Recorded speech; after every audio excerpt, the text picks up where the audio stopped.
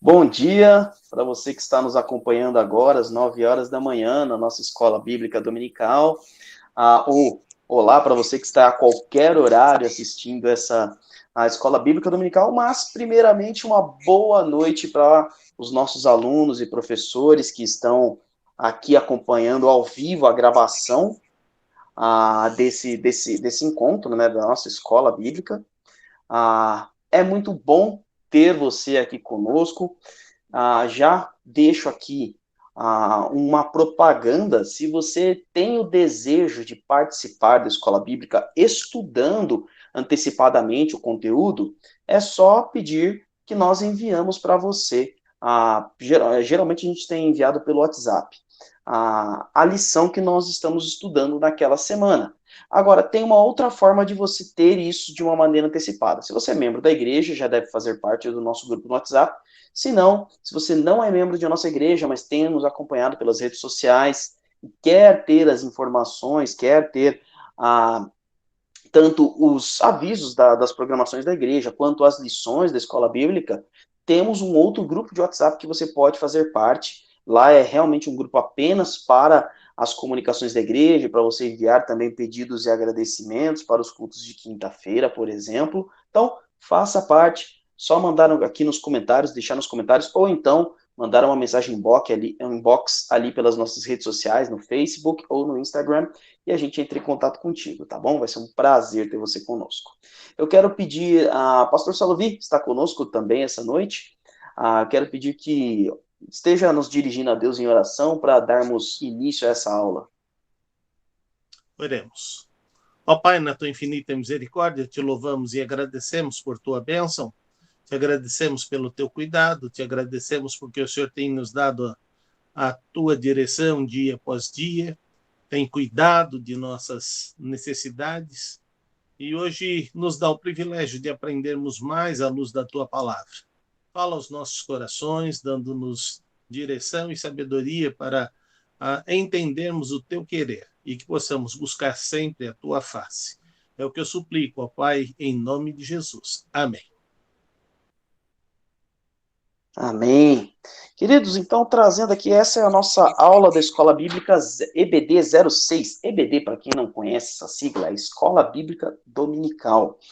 Normalmente, então, leva-se essa expressão porque nós iniciamos o estudo dessa escola nos domingos, né? No nosso caso, hoje, gravando às quartas-feiras, mas transmitindo aos domingos. Na aula passada, a EBD 05 tem o título, se você procurar aí no nosso canal no YouTube, você vai achar aí como A Saída do Egito. Nós trabalhamos aí os capítulos 14 e 15 do livro de Êxodo, e trabalhamos ali as provações que o povo sofreu ali no deserto. Então, tratamos temas como provados pela incredulidade, provados pelo medo, provados pela sede, provados pela fome.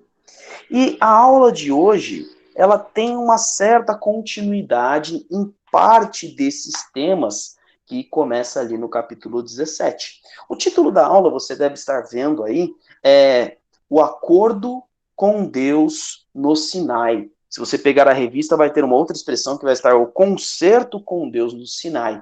Concerto e acordo aqui, neste caso, é o concerto com C, não com S, têm o mesmo sentido. Então, a gente simplificou um pouquinho o título. Então, ali vai contar um pouco do início deste acordo, desta aliança que Deus vai firmar com o povo hebreu, o povo de Israel. E isso tem ali alguns episódios que acontecem antes do início deste acordo, desta aliança, que é outra expressão que nós vamos usar constantemente. Ao invés de usar a expressão concerto, testamento ou acordo, a gente vai usar a expressão aliança. Todos ali são sinônimos, tá? Agora, uma coisa interessante é um tema. Eu dei um tema, é um tema próprio, aqui é meu pensamento sobre o texto que nós lemos, que são as lições no deserto. Quem estava presente na aula da escola bíblica presencial me escutou, eu ministrei a aula na semana passada em nossa igreja, escutou usando uma expressão, Sempre que Deus te leva para o deserto, é para te ensinar algo. Uma coisa interessante que você tem que reparar. Não foi o povo de Israel que optou por ir para o deserto. Foi Deus que os levou até lá. Foi Deus que os guiou num caminho ao deserto. Então, sim, o deserto nas nossas vidas também é direcionado por Deus. Ele não é um acidente. Não é algo que você simplesmente vai cair ali em algum momento. E sempre quando você está entrando neste caminho, Deus quer te mostrar algo. Algo interessante que nós vimos na aula passada é a questão da escassez. O deserto é um lugar de escassez de recursos. Você não consegue extrair nada do deserto.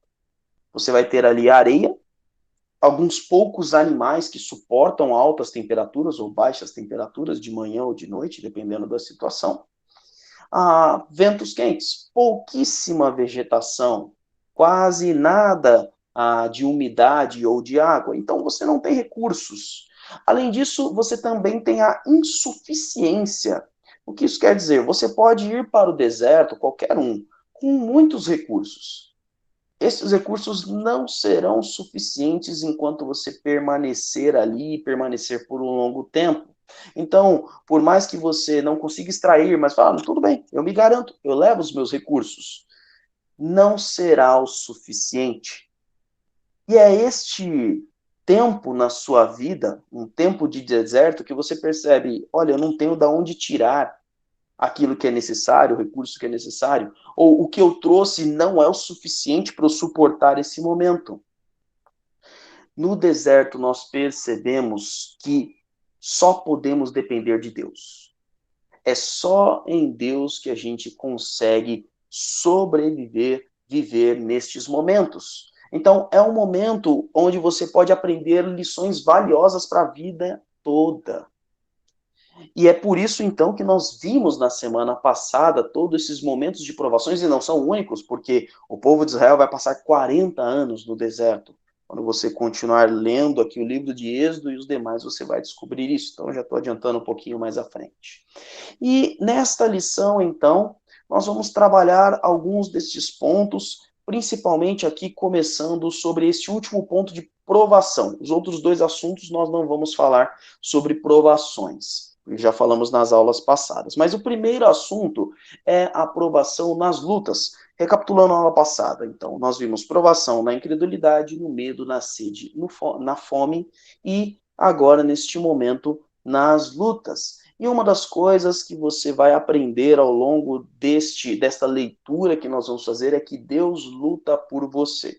Então, quero convidar os alunos que estão aí conosco, professores, abram suas Bíblias em Êxodo 17, e eu vou pedir que um aluno leia para mim o versículo 8 e 9 de Êxodo 17, então já fiquem espertos aí, e outro leia para mim o 14 e o 15. Depois, você que está nos acompanhando, ainda não tem aí a sua revista, não tem esses textos, recomendo que você faça a leitura do versículo 8 ao versículo 16 de Êxodo 17, tá? Para você ter todo o contexto dessa passagem. Então, quem achou pode ler para mim. Versículo 8, versículo 9, depois versículo 14, versículo 15. Pode ler, por favor. Então veio Amaleque e pelejou contra Israel em Refidim.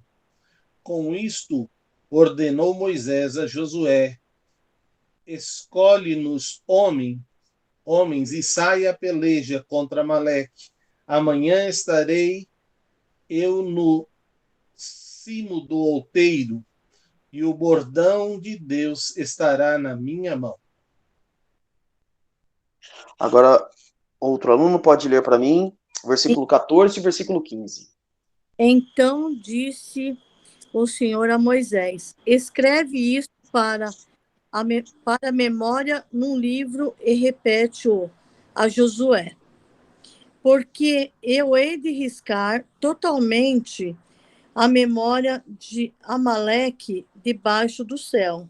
Moisés edificou um altar, ele chamou o Senhor é a minha bandeira. Muito obrigado, queridos. Algumas coisas, então, que nós estamos observando. Durante este processo de travessia no deserto, e eles estão ali atravessando o deserto do Sinai, O deserto do Sinai fica entre hoje o que nós conhecemos como Israel, beirando então o sul de Israel, ainda também uma parte ali da Arábia Saudita e também do Egito. Então tem aquele pedaço e hoje ele pertence ao Egito, é a Península do Sinai. A geografia ali não mudou nesse sentido. E eles estão chegando, então, próximos ao Monte Sinai, e ali haviam descendentes de Esaú, de um ali dos descendentes de Esaú, que é o que os irmãos leram aí como Amaleque. Não é o Amaleque que está atacando, mas o povo tinha o seu nome. Eles também eram chamados de Amalequitas. Então você pode ler aí, por exemplo, na nova tradução na linguagem de hoje, na nova versão internacional, na NVI, vai estar a expressão Amalequitas. Assim como o povo de Israel também muitas vezes é chamado de Israel, mas eles são os israelitas, tá? Então, às vezes você vai ter essas divergências em versões, mas está falando a mesma coisa. Este povo, então, eles moravam em tribos que eram distribuídas aí no deserto, também ali uma parte do que hoje é a Arábia Saudita, e eles viram, então, o povo de Israel atravessando o deserto e decidiram atacá-los. Bem, então, a história se passa da forma com que é narrado aqui, que nós lemos, né, no versículo 9. Moisés, então, fala, escolha alguns homens, vá lá lutar, eu estarei no topo do monte com a minha Bíblia, a NVI diz a vara de Deus, algumas outras expressões dizem o bordão de Deus, por exemplo. E ali, então, Moisés fica ali com os braços erguidos, depois com a ajuda de Uri e de Arão, enquanto ele estava com os braços erguidos, o povo de Israel estava vencendo a batalha. Bem, tendo vencido a batalha, a declaração final de Moisés ali, ele constrói um altar e diz, o Senhor é minha bandeira. Algumas expressões aí, quem tem mais familiaridade com o meio evangélico já de muito tempo, vai conhecer a expressão Jeová Nissi, ou Javé Nissi, né, que significa justamente isso, o Senhor é minha bandeira. E aí uma coisa interessante que a gente tem que observar, porque se você ler o texto todo, você vai ver, Israel ganhou a batalha porque Moisés estava ali com os braços levantados.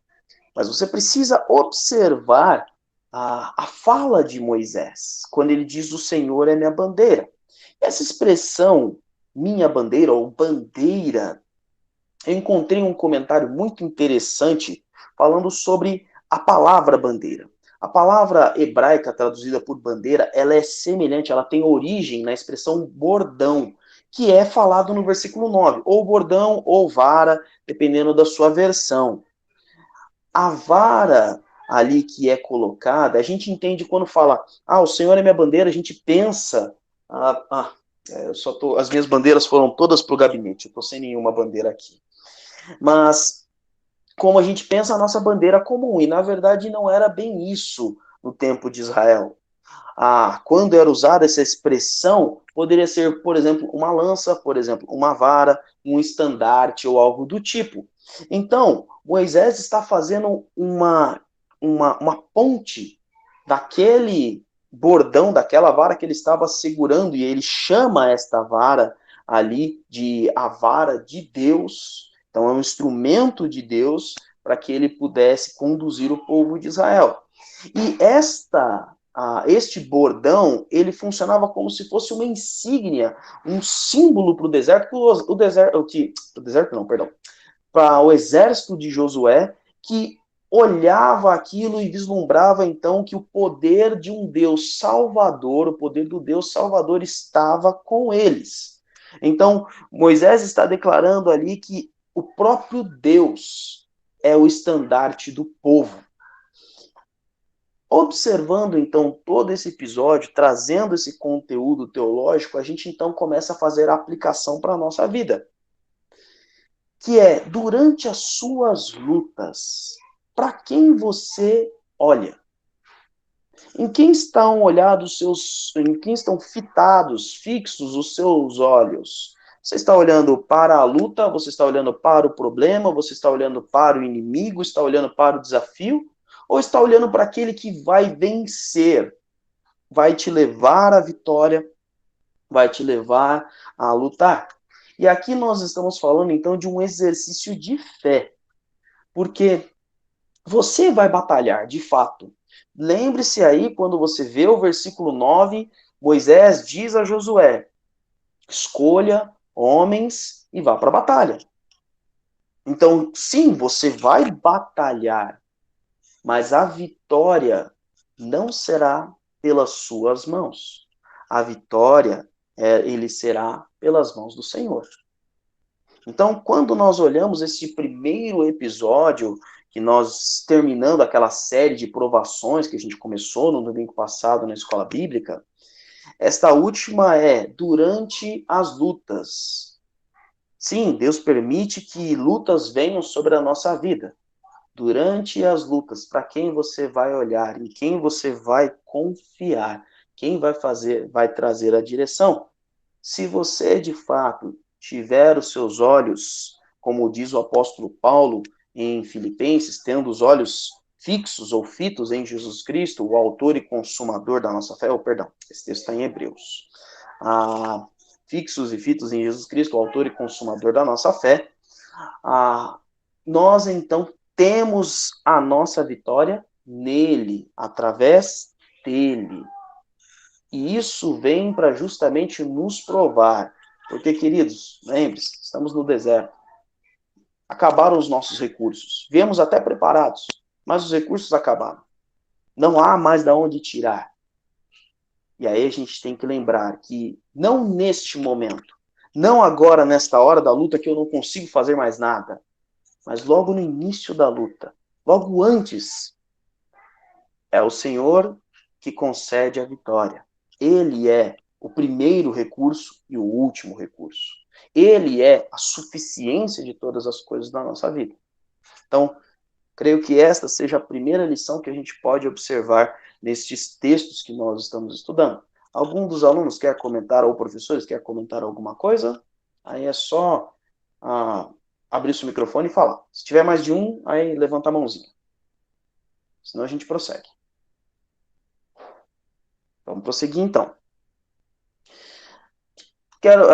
Peço que vocês deixem as suas Bíblias abertas agora em Êxodo 18. Os capítulos que nós vamos estudar hoje são Êxodo 17, 18 e 19. E aí vocês vão perceber que não tem um tema fixo para esta lição, por isso que eu chamei de lições do deserto. Então, lições no deserto.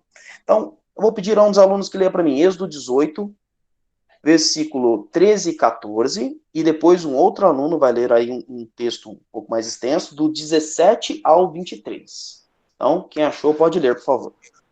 No dia seguinte, assentou-se Moisés para julgar o povo, e o povo estava em pé diante de Moisés desde manhã até o pôr do sol. Vendo, pois, o sogro de Moisés o que ele fazia ao povo, disse: que isto que fazes ao povo, porque te assentas só e todo o povo está em pé diante de ti, desde manhã até o pôr do sol? Agora pode ler para mim do 17 ao 23.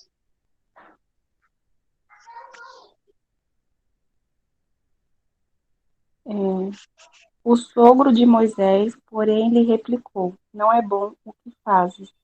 Certamente desfalecerás, assim tu como este povo que está contigo, porque isto te é pesado demais. Tu só não o podes fazer. Ouve agora a minha voz. Eu te aconselharei, e seja Deus contigo. Se tu, pelo povo diante de Deus, e leva tuas causas de Deus, ensina-lhes os estatutos e as leis, e lhes mostrarás o caminho em que devem andar e a obra que devem fazer. Além disso, procurarás dentro de todo o povo homens de capacidade, tementes a Deus, homens verazes, que aborrecem a avareza, e os porás sobre eles, por chefes de 1000, chefes de 100, chefes de 50, chefes de 10. E julguem eles o povo em todo o tempo, que a ti tragam toda a causa grave, mas toda a causa pequena eles mesmos julguem. Assim a ti mesmo te aliviarás da carga, e eles a levarão contigo. Se isto fizeres, e Deus tu mandar, poderás então subsistir, assim também todo este povo irá em paz para o seu lugar. Muito obrigado aos irmãos. Bem, se você quiser o contexto todo da passagem, então leia Êxodo 18, aí você vai ter toda a informação. Agora, algo que esse texto começa a nos ensinar é o princípio da liderança colegiada. É muito curioso como é um conceito moderno, mais ou menos desenvolvido aí nos últimos 50 anos. Digo isso porque realmente já li autores ali que escreveram já na década de 70, década de 80, as questões da divisão e da importância da liderança colegiada, ou seja, de mais de uma pessoa. Mas aqui no versículo 17 de Êxodo 18, Jetro, sogro de Moisés, está dizendo, olha, não é bom o que você está fazendo, liderar sozinho não faz bem. E ali eu quero trazer um conceito de liderança que é a liderança não necessariamente por título. Por exemplo, eu sou pastor da Igreja Batista de Vila Matilde, isso me faz um dos líderes da igreja, porque tenho o título de pastor desta igreja.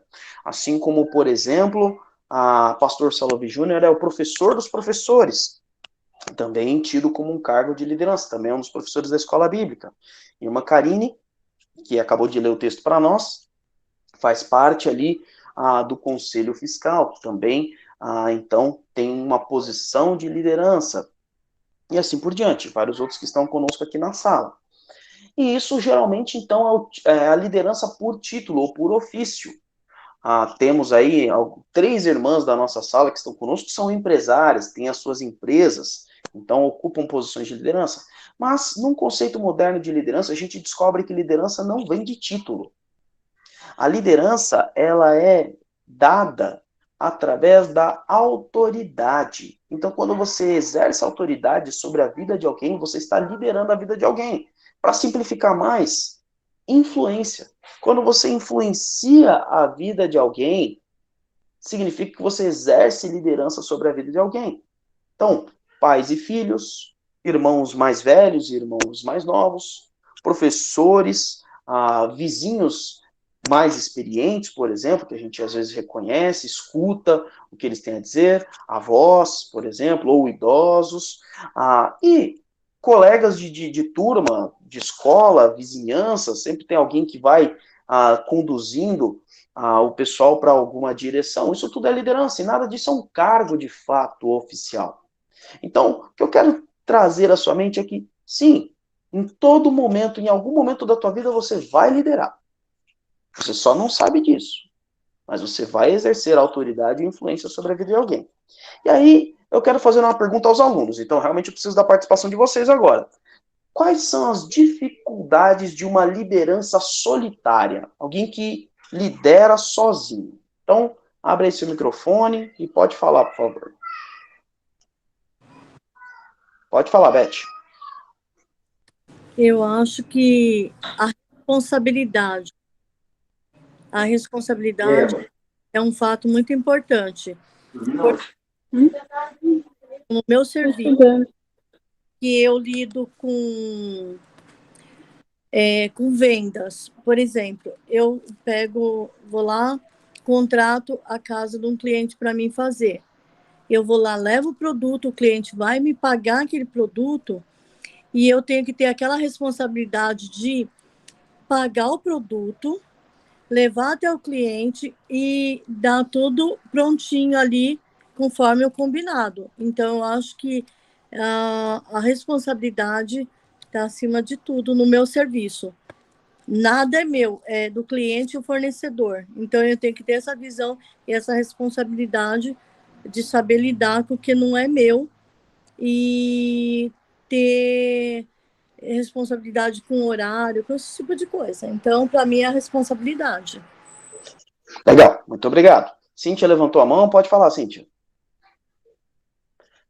Não esquece só, eu vou pedir para vocês que vão falar aí, abram suas câmeras também, para o pessoal não ficar olhando só sua fotinho aí na hora que estiver aparecendo, tá? Pode falar, Cíntia. Seu microfone está fechado. Primeiramente, boa noite, né, irmãos? Bom, eu sou nova nisso e eu tô aprendendo algo, assim, que eu já sabia, mas que agora a gente tem que aprender meio, que eu tô tendo aprendendo. Que a gente não pode ser aquele, faço o que eu digo, mas não faço o que eu faço. Então, para mim, liderar uma pessoa, tanto na empresa quanto na vida pessoal, tudo, eu preciso estar ali, seguindo as regras que eu imponho para as pessoas, né? Então, eu tenho que ali botar a mão na massa, fazer, mostrar, ou se eu direciono a pessoa num caminho certo, em como ela tem que agir, como ela tem que fazer, eu também tenho que estar agindo e andando no caminho correto. E a gente já sabia disso, mas não seguia muito a risca e agora estou aprendendo isso. Então, a minha dificuldade na liderança é isso. Legal, muito obrigado. Pastor Salovin levantou a mão, pode falar. Uma das coisas que temos que entender é que é fácil por um lado e complicado pelo outro. Quando você está liderando sozinho, você tem controle de tudo. Essa é a parte fácil. Mas o que não é fácil é você estar sobrecarregado com tudo. E então você não tem ninguém para partilhar o seu comando. E, de uma certa maneira, quando a cabeça pensa sozinha, a possibilidade de cometer erros é muito maior. E quando pensa na coletividade, sempre as pessoas vão somar com você, e aí você terá essa possibilidade de corrigir erros futuros. Muito bem, mais alguém? Pode falar, Karine. Eu acho que liderar juntos é muito melhor, assim, sempre ter alguém para dividir, para delegar poderes também, para não sobrecarregar a gente. E acho que juntos, que eu sempre costumo falar na minha empresa, juntos somos mais fortes, né? Se torna bem mais fácil quando a gente tem parceiros que caminham com a gente. Muito bem, muito obrigado a todos aí pela contribuição. Pode falar, Beth. Seu microfone está fechado. Eu já vejo um ponto de vista assim, por isso que eu falei de responsabilidade, porque eu já trabalhei com parceiros, de eu pegar muita, assim, às vezes o meu sócio, vamos supor, ele tem um pensamento e eu tenho outro, às vezes é mais desligado, então eu vi que não se aglobava ali com nosso pensamento, da gente levar a empresa junto e pensar em crescer. Às vezes tem um que encosta tal. Mas, aí eu peguei isso daí para mim tudo sozinha, então eu acho assim que a responsabilidade, por isso que eu falei de responsabilidade, que eu tenho que pensar, agir, fazer tudo certo e deixar as pessoas super felizes com aquilo que eu faço e ver minha responsabilidade que está acima de todos o compromisso, assim, a partir da hora que a gente Muito bom. Eu gostei ali, uma coisa que resumiu a fala dos irmãos foi o que o pastor Salavi falou, porque a liderança solitária ela é uma espada de duas lâminas, né? A Bíblia usa a expressão espada de dois gumes. Porque de um lado você de fato tem, foi o que a Beth ilustrou na questão da responsabilidade, você tem tudo sob o controle das tuas mãos, e ao mesmo tempo você tem tudo sob o controle das suas mãos. Ou seja, você tem todo o peso que isso traz. E uma coisa é quando você, por exemplo, está liderando algum negócio que é um pouco menor. A micro pequena empresa, por exemplo. Uma coisa é quando você está liderando um grupo pequeno, quem sabe uma família pequena ou algo do tipo. Só que à medida que as responsabilidades vão crescendo, você vai vendo que os seus braços não são suficientes, você só tem dois. Você precisa de um pouco mais de braços. Mas o que eu quero trazer são alguns conceitos que a palavra de Deus vai trazer sobre a dificuldade de uma liderança solitária. Porque é justamente o que aconteceu. O povo de Israel, ao longo da história, ele foi crescendo. Entraram ali em torno de 73 pessoas e saíram ali, pelos cálculos, mais de 2 milhões e meio de pessoas. Esse era o povo que Moisés liderava. Esse era o povo que Deus conduzia através de Moisés em todo o deserto. Então, olha alguns problemas que Jetro aponta. O primeiro é o esgotamento, que foi uma coisa que o pastor falou ali, isso está lá no versículo 18, onde Jetro está dizendo, você e o povo ficarão esgotados, porque vocês ficam ali o dia inteiro aguardando para que sejam resolvidas as questões. E quando você lidera sozinho, você se esgota. Você esgota das forças. Ainda não colocando Deus na equação, pensando de uma maneira lógica. Quando você tem que resolver todas as situações, chega um momento que você não tem mais energia para. Agora, quando você divide isto com mais uma pessoa, ou mais duas, ou mais três, dependendo da situação, um pouco de energia vai sendo gasto de cada um. Ou seja, chega no final do dia, no final da semana, no final do mês, e todos ainda têm um tanto necessário de energia para poder trabalhar. Além disso, outra situação que nos é levantada aqui é a ineficácia ou a ineficiência de uma liderança sozinha. Você não consegue atender e ver todas as situações. Tenho passado por isso na igreja, nós não somos uma igreja numericamente tão grande, mas eu já percebo que uma série de detalhes está escapando ali, e se não fosse a liderança da igreja, olha, a Igreja Batista de Vila Matilde estaria com sérios problemas se deixasse tudo nas mãos do seu pastor, né? Então, é um ponto ali que é colocado. E o terceiro ponto que nos é dado através do versículo 23, é justamente aqui um antagonismo, porque o versículo 23, Jetro diz que você será capaz de suportar as dificuldades e todo o povo se voltará para casa satisfeito. Ou seja, a dificuldade de liderar sozinho é a insatisfação ou a frustração. Porque pense comigo o cenário de Moisés. Não sei quantas pessoas, mas centenas, nem que fosse dezenas de pessoas, o dia inteiro esperando que Moisés estivesse lá para julgar uma causa entre duas pessoas, ou ajudar eles a tomarem alguma decisão. Lembre-se que não, era um povo em formação, não tinha gente lendo literatura, livros, estudando. A liderança era dada de acordo com a experiência de cada uma das pessoas, o tempo de vida de cada uma das pessoas. Então não era tão simples assim constituir a intelectualidade, conceito, qualquer coisa do tipo, tá? E aí pense então que você chegou ali na fila, está ali o dia inteiro esperando a sua causa ser julgada, só que já desceu a noite ali, quando o sol se pôs, acabaram as atividades, todo mundo ia descansar. Eles trabalhavam enquanto havia luz. O máximo tinham os vigilantes ali do acampamento, né, os soldados que ficavam na guarda, o restante todo mundo ia descansar. E você ficou lá o dia inteiro e sua causa não foi julgada. Então, o esforço todo, pense, todo o esforço de Moisés ficou o dia inteiro e não foi o suficiente. Gerou naquela pessoa, em boa parte do povo, frustração, insatisfação. E aí nós temos, então, a contraparte, que é quando você lidera de maneira colegiada, ou seja, sabe o que um líder de fato faz? Aí você vai falar, um líder lidera, tanto quanto óbvio. Um líder faz a gestão daquilo que lhe é proposto. Não, não é nada disso. Um líder gera outros líderes. Foi dada a você uma função na empresa que você está fazendo ali a gestão daquela equipe sua, daquele serviço que é feito ali, e está sob a sua liderança alguns funcionários, por exemplo. Seu objetivo não é trazer bons resultados. Mas foi o que o meu patrão falou? Não. Seu objetivo é formar bons funcionários que serão, na verdade, bons líderes. E no futuro, eles o substituirão ou irão para outras empresas, formarão ali outros cargos. Mas e o resultado? Queridos, se o seu funcionário é um bom líder, ele vai trazer o resultado.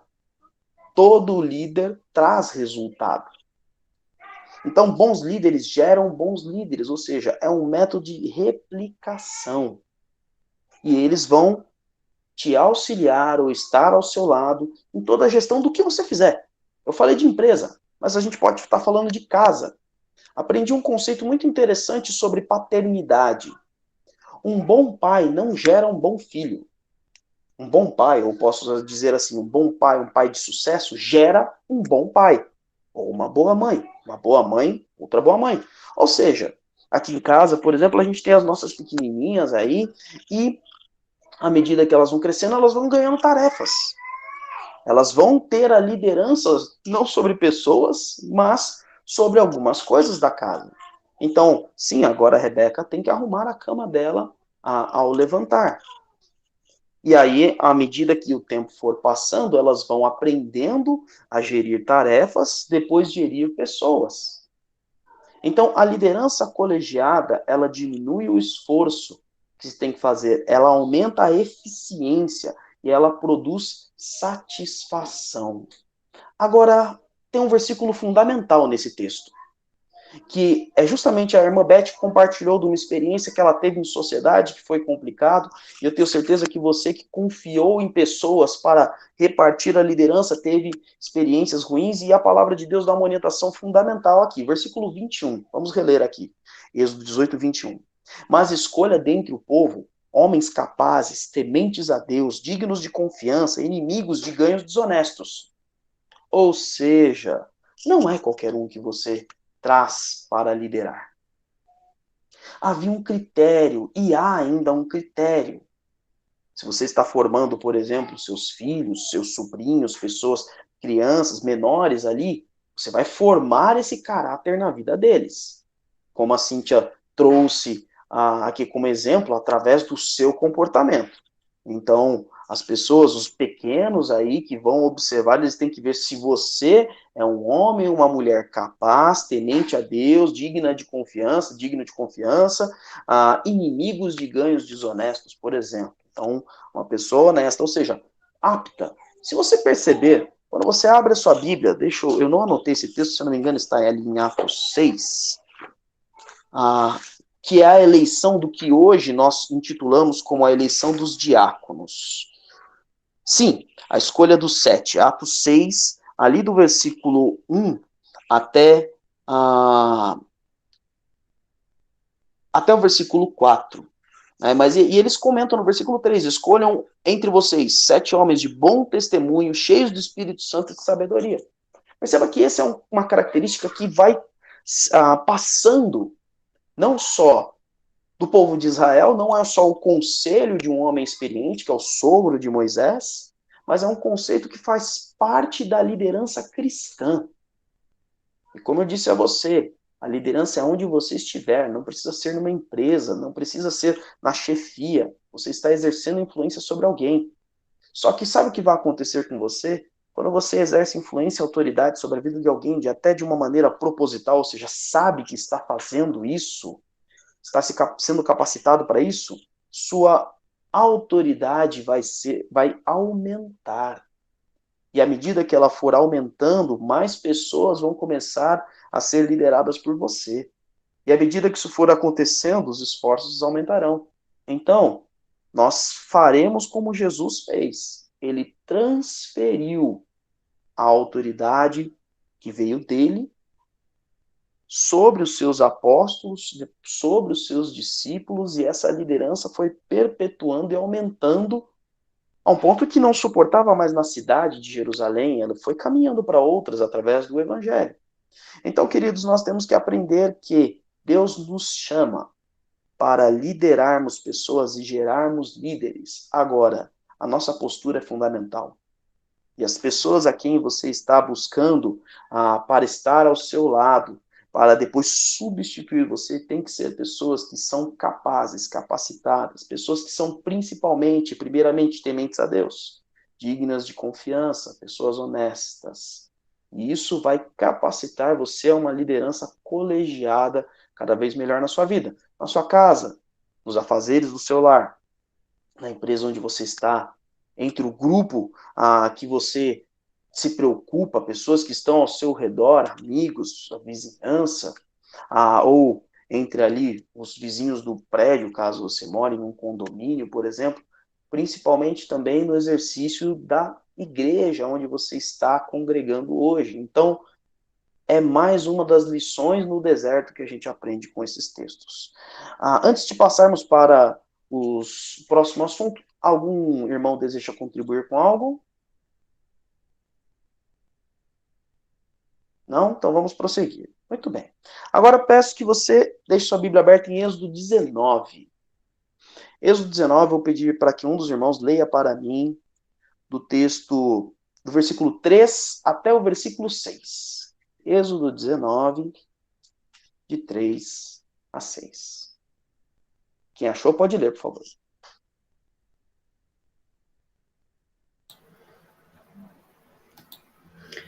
E subiu Moisés a Deus, e o Senhor o chamou do monte, dizendo: Assim falarás à casa de Jacó, e anunciarás aos filhos de Israel: Vós tendes vistos o que fiz aos egípcios, como vos levei sobre as asas de águias e vos trouxe a mim. Agora, pois, se diligentemente ouvirdes a minha voz e guardardes a minha aliança, então sereis a minha propriedade peculiar dentre todos os povos, porque toda a terra é minha. E vós me sereis um reino sacerdotal e o povo santo. Essas são as palavras que falarás ao filho de Israel. Obrigado. O tema que nós vamos falar agora, este terceiro tema, esta terceira lição que nós temos neste tempo de deserto, é que Deus é um Deus de aliança. Não é um Deus que governa pelos seus prazeres, como conta a mitologia grega, por exemplo, ou pelas suas vaidades. Não é um Deus que está distante do ser humano, como eram nas outras mitologias, mas um Deus que tem propósitos, um Deus de aliança, de pacto, ou de concerto, como a gente vê no tema na palavra mais antiga, na aplicação, também conhecemos como testamento. Quando Deus, e Deus neste caso, quando faz a sua aliança conosco, ele tem o propósito de nos trazer para perto dele. Então, é isso que está posto no versículo 4. O versículo 4 diz: Vocês viram o que eu fiz no Egito, como os transportei sobre as asas de águias e trouxe para junto de mim. Então, veja que interessante. Deus atendeu à aflição do povo, que era colocada ali no capítulo 3 de Êxodo, o que nós vimos logo nas primeiras lições. A fala do povo no capítulo 2 também. Vou colocar os meus filhos, o meu povo em liberdade, porque eles estão sofrendo. Não. Vou tirar o povo do Egito para levar para a terra de Israel. Não. Vou fazer isso porque prometi a Abraão. Não. Vou fazer isso porque eu vou trazer eles para perto de mim. A promessa de Deus a Abraão é justamente essa. Trazer, formar um povo que estaria perto dele.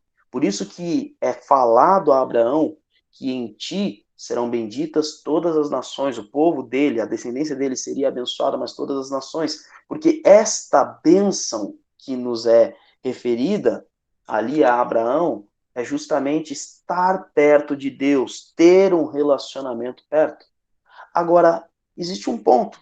Então, primeiro, antes de falarmos, detalharmos o conceito da aliança que é colocada, a gente precisa entender na convocação, ou seja, a contraparte. A aliança que Deus faz com o homem, ela é honrada da parte de Deus. Deus não precisa de nós para cumprir a sua aliança. Esse é um ponto importante.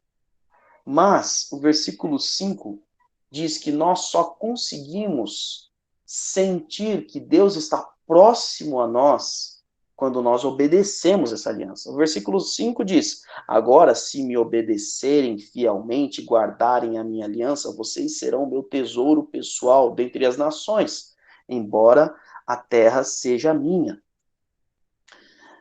Aqui a gente tem que entender isso. Você é tesouro de Deus. O povo de Israel era colocado como o tesouro dele entre todas as nações que estavam ao redor. Mas você só consegue sentir essa preciosidade se você estiver obedecendo à aliança. Não é o mérito. A aliança não está gerando um mérito, mas ela está mostrando que cada vez que você se mantém fiel a esta aliança, você percebe Deus próximo a você. Ele não se afastou. Ele não está distante. Mas nós temos essa percepção. Nós, por vezes, vamos observar ali que nos questionarmos muitas vezes aonde está o Senhor. Mas quando a gente para olhar, é nós que estamos distante dele por conta do nosso comportamento.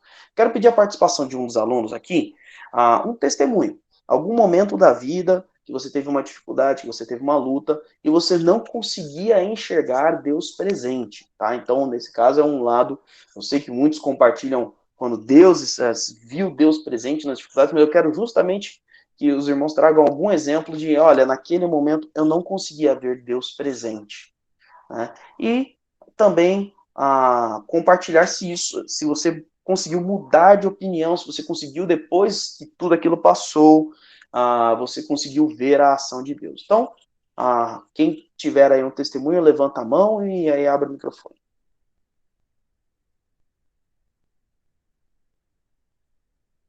Pode falar, Beth.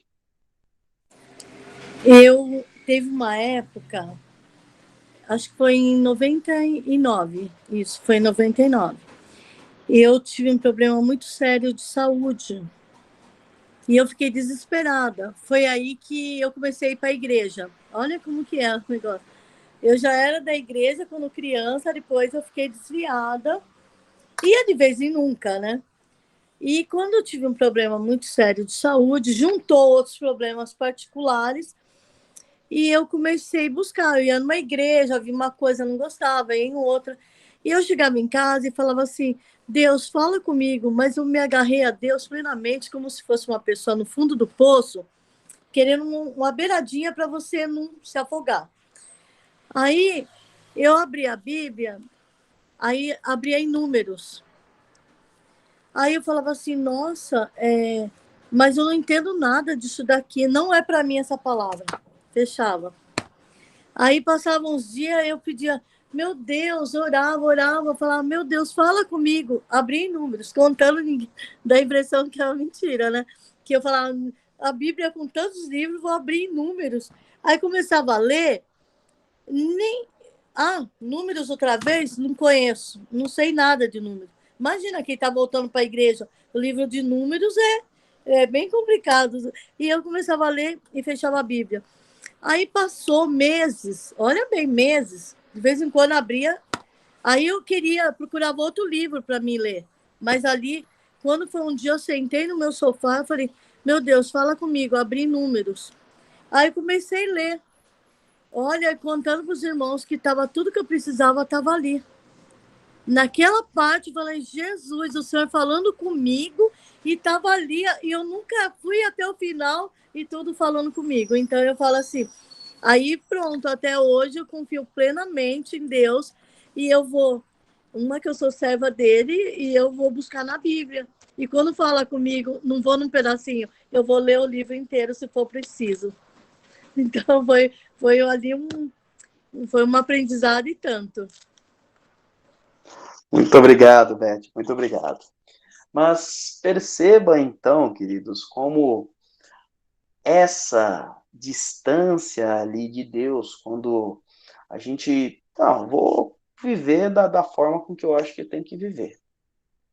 Como a gente vai achando que Deus está distante. Só que a grande dificuldade, o grande problema é que a gente só acha que Deus está distante justamente quando a gente está nesse momento, como falamos lá no começo da aula, no momento de deserto. Entra num momento de dificuldade. E aí a gente pensa, poxa, mas cadê Deus? E Deus sempre estava ali. Pastor Salavi, pode falar, querido.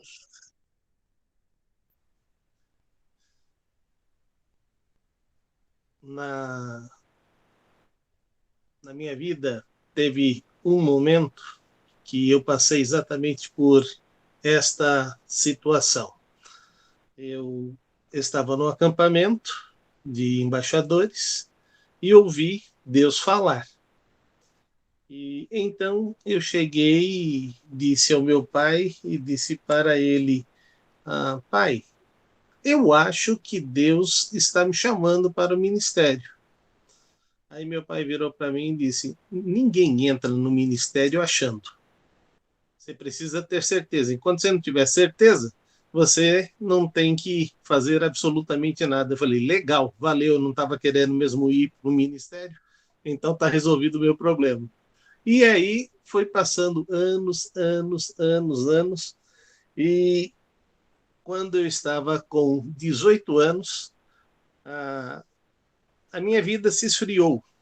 Não que eu saí da igreja, mas a minha vida se esfriou com Deus. E um dia, Deus me chamou para conversar com ele. E então eu estava folheando a Bíblia e Deus disse para mim claramente: eu quero que você olhe para a minha palavra agora. E eu olhei e estava diante de Isaías, no capítulo 59 e 60, e quando eu estava com ela aberta, eu disse: tá bom, onde o senhor quer falar nessas duas páginas da Bíblia? E aí meu olhar se voltou para Isaías 59, é um texto que ficou na minha memória desde os 18 anos. Eis que a mão do Senhor não está encolhida, que não possa salvar, nem surdo o seu ouvido, que não possa ouvir, mas as vossas iniquidades fazem divisão entre vós e vosso Deus, de forma que eu não os ouça. E aí foi dizendo tudo que havia acontecido na minha vida e que estava me levando a ficar distante dele. E a partir daquele momento, isto me ensinou uma lição que gerou ensinamento para o resto da vida, que é exatamente: Deus nunca está distante. Nós podemos estar distante. Então, quando eu percebo qualquer coisa, eu falo: onde é que eu estou errando? Então, eu nunca levo para Deus, mas sempre pergunto: onde é que eu estou errando? E a partir, então, disso, eu não tenho tido mais essa experiência de não ver Deus falando ou mostrando, e principalmente nos momentos de correção, aí não tem dúvida, ele corrige mesmo. Muito bom, muito obrigado, pastor. Contribuiu bastante aqui para nós percebermos aí na prática como que, de fato, o texto vai confirmando e sendo aplicado até os dias de hoje. Agora, quando você lê o versículo 6, você percebe os termos da aliança e o que ela traz. E ele diz ali: vocês serão para mim um reino de sacerdotes, uma nação santa. Uma pergunta aqui para os alunos, então fiquem atentos já para abrir e já responder. Tá? Então não precisa levantar a mão não, já abre e já fala. Existe uma nova aliança? E qual é essa nova aliança? Não tão rápidos vocês, não. Eu acho que a nova aliança é quando a gente morre para o mundo e renasce em Cristo. Para mim, é a nova aliança com Deus. A nova aliança é Jesus Cristo ser oferecido ao mundo, porque a primeira foi o Cordeiro Pascual. Então, a nova aliança é Jesus Cristo. Muito bem, vamos dar uma olhada aqui, agora vamos provar isso com a Bíblia. Lucas 22, 20. Então, abre sua Bíblia aí em Lucas 22, 20. Essa daqui pode deixar que eu faça a leitura, tá?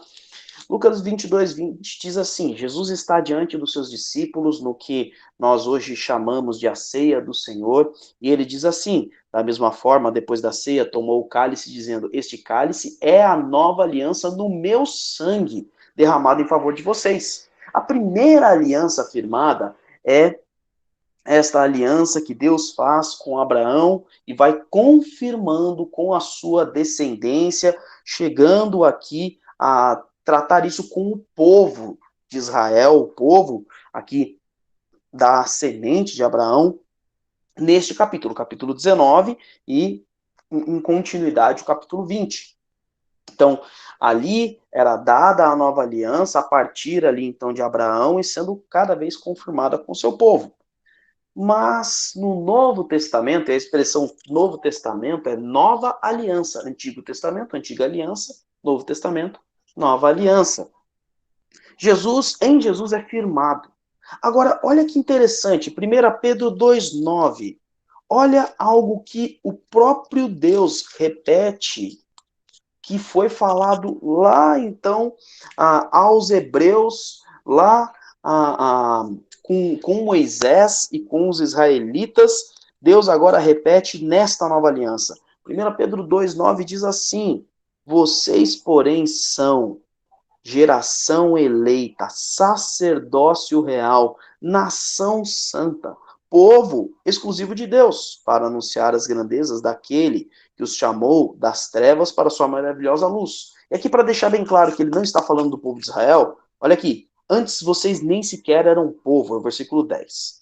Vocês nem sequer eram povo, mas agora são povo, não haviam recebido misericórdia, mas agora receberam.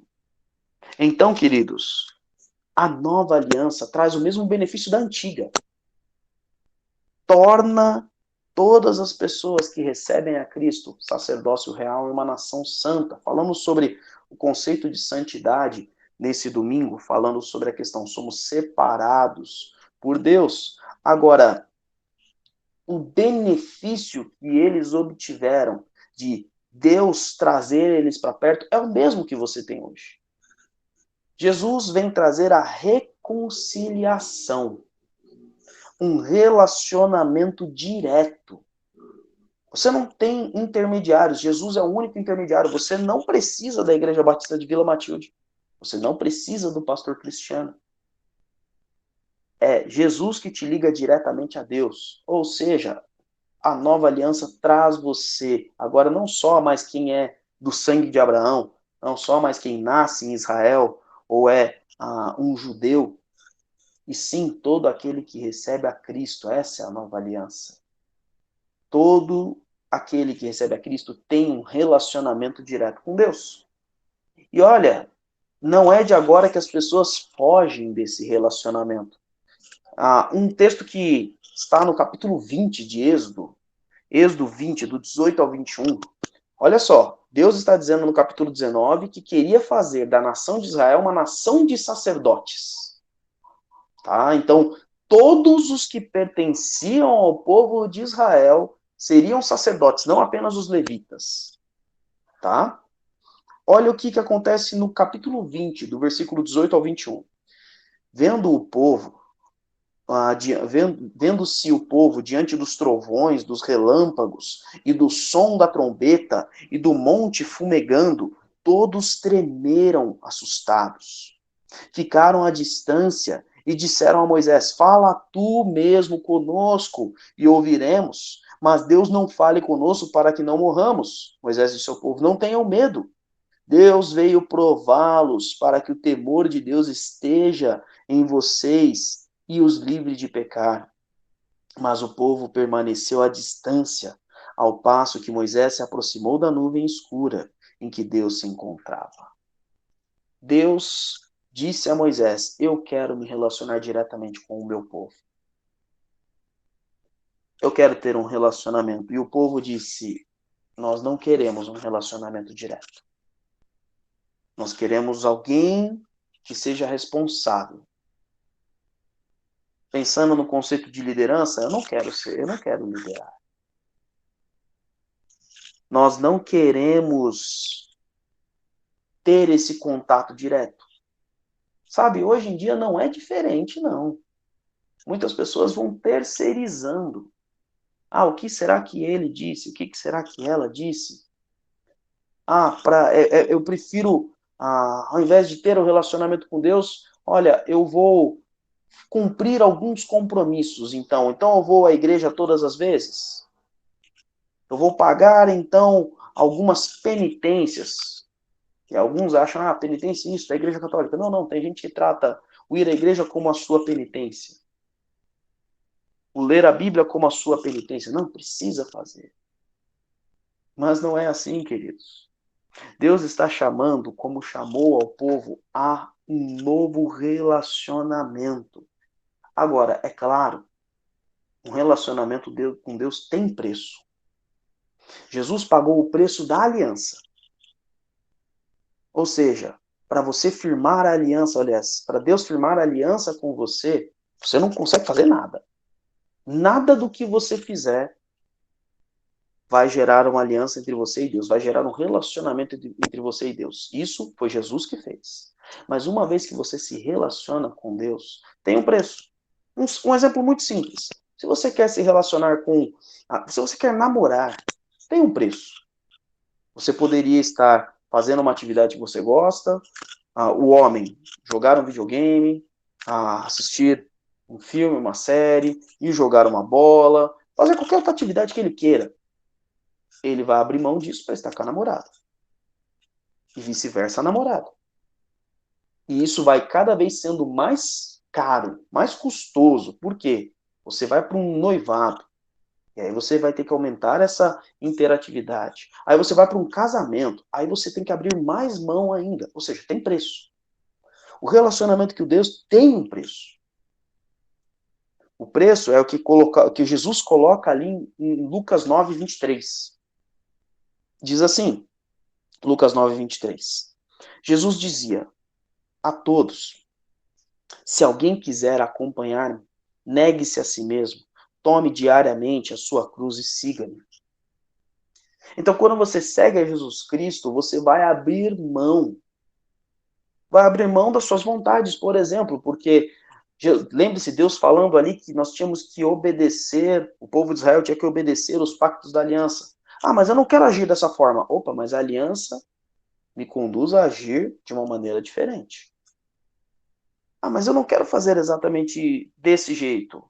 Opa, mas seguir a Cristo é seguir um caminho diferente. Então eu vou abrindo mão. E ao abrir mão, eu vou percebendo que Deus está perto e cada vez mais perto. E ao abrir mão, é que eu vou construindo um relacionamento com Deus. Vou conhecendo esse Deus, assim como você, para conhecer melhor o seu marido, a sua esposa, você vai abrindo mão e você vai conhecendo cada vez mais os gostos dele, o gosto dela. E com Deus é muito mais intenso. Então, nesta nova aliança, muitos não querem fazer parte, porque não querem tomar esta cruz, porque não querem negar aquilo, como Jesus fala, negar a si mesmo, negar aquilo que é bom, que ele gosta, que é aquilo com que faz bem a ele ou a ela, para se relacionar cada vez mais com Deus. Concluindo, já estamos então caminhando para o fim, que já atingimos aí um pouco mais de 1 hora dessa aula. Nessa lição nós aprendemos que várias vezes Deus nos leva ao deserto para nos ensinar. E hoje, de uma maneira especial, nós aprendemos que Ele luta por nós. Por isso nós devemos olhar sempre para Ele, com os olhos da fé. Nós também aprendemos que Ele não nos colocou no mundo para estarmos sozinhos, para liderarmos sozinhos, mas que a comunidade, ela é fundamental para o desenvolvimento pessoal, para o desenvolvimento cristão, por exemplo. E nós aprendemos que Deus nos trouxe para perto dele com a sua aliança. E nós percebemos o quão perto ele está à medida que nós vamos obedecendo esta aliança. Agora, o meu convite, a minha pergunta é: o que você aprendeu hoje? Coloque aqui nos comentários, aqui abaixo, compartilhe nas suas redes sociais, mande o link desse vídeo aí para a sua rede social, para o Face, para o Insta, pelo WhatsApp, colocando também o seu aprendizado, para que mais e mais pessoas também possam aprender com a palavra de Deus, aprendendo com você, por exemplo, tá bom? Foi uma bênção ter você conosco nessa aula, de maneira especial, os alunos presentes, os professores presentes, é uma alegria ver vocês todas as quartas-feiras participando, enriquecendo esse conteúdo.